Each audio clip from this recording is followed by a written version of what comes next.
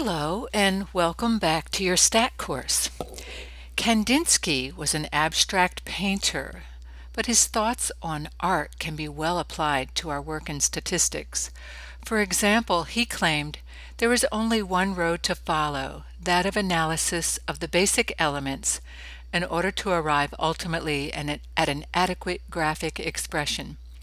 This is exactly what we're attempting to do in our work, to describe people's behavior with mathematical symbols and graphic expression. He also said, everything starts from a dot.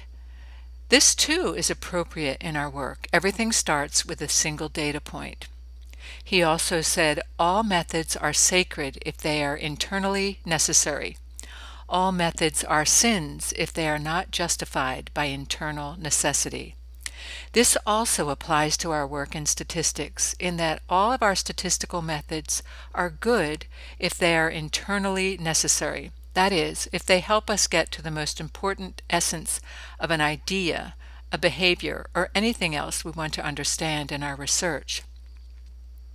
However, all of our methods are useless if they do not help us arrive at a clear, precise, and elegant understanding of our research problem.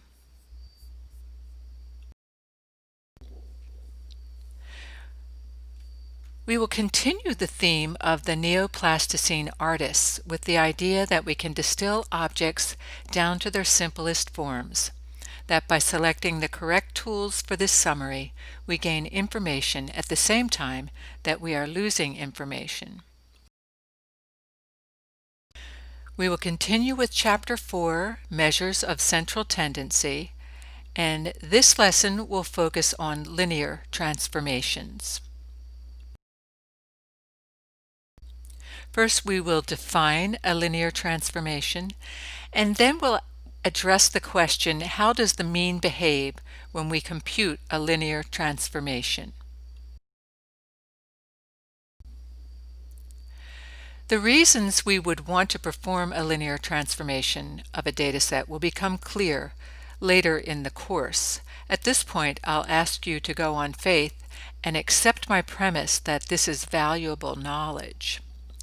A linear transformation of a set of numbers contains any one or any combination of the following operations: adding a constant, subtracting a constant, multiplying by a constant, dividing by a constant. X star stands for a linear transformation of x. This equation is read x star, or a linear transformation of x, is equal to the constant a multiplied by x plus the constant b.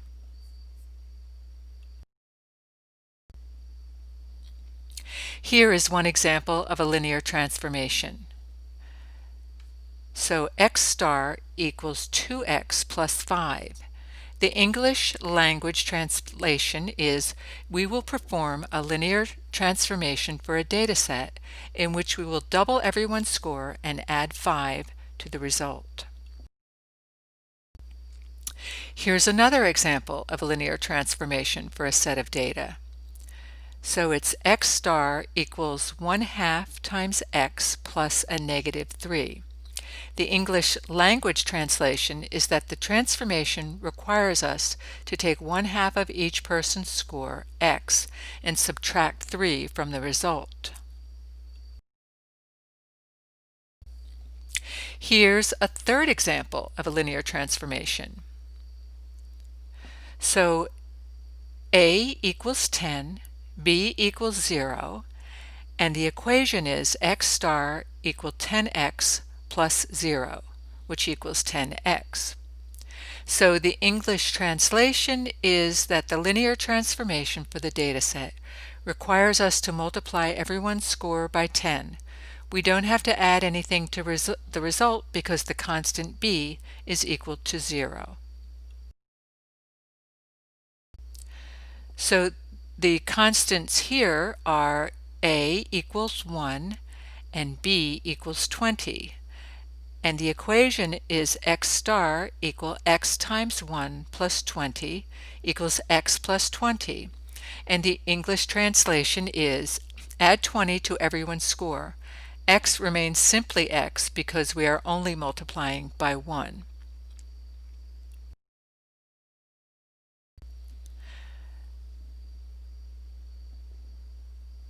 How does the mean behave or change under linear transformations of the data? So if x star equal a times x plus b, then x star bar equals a x bar plus b. In words, this says any linear transformation of the data can be applied to the mean of the original dataset to produce the mean of a new transformed dataset. This property will become useful for us later in the course.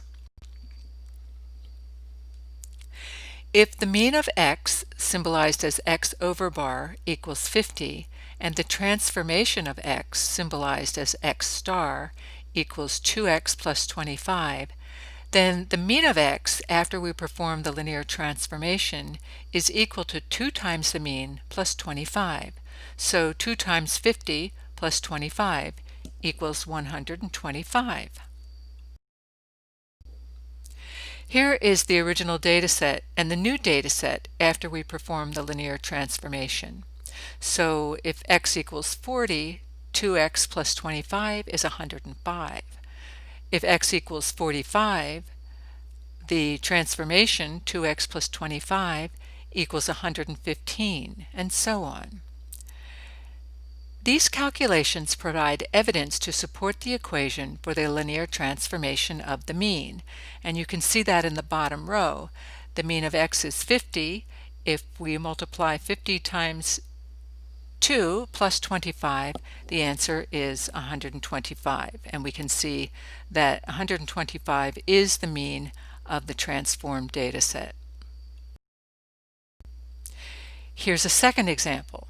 If x bar equal 50, then x star equal x divided by 5 minus 2, which equals 1/5 of x plus a negative 2. Then x bar star equals 1/5 x bar plus a negative 2, and that is equal to 1/5 of 50 plus a negative 2 equals 8. And here's the data evidence for example 2. If x is equal to 40, we can see that x divided by 5 minus 2 equals 6.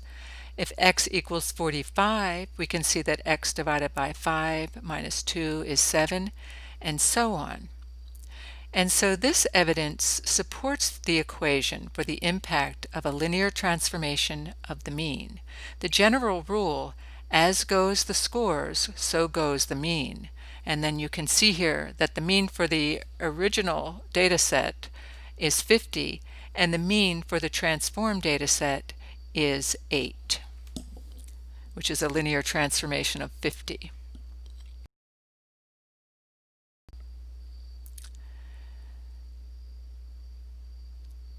We've come to the end of this lesson. The next video will focus on Chapter 4.4, or other properties of the mean.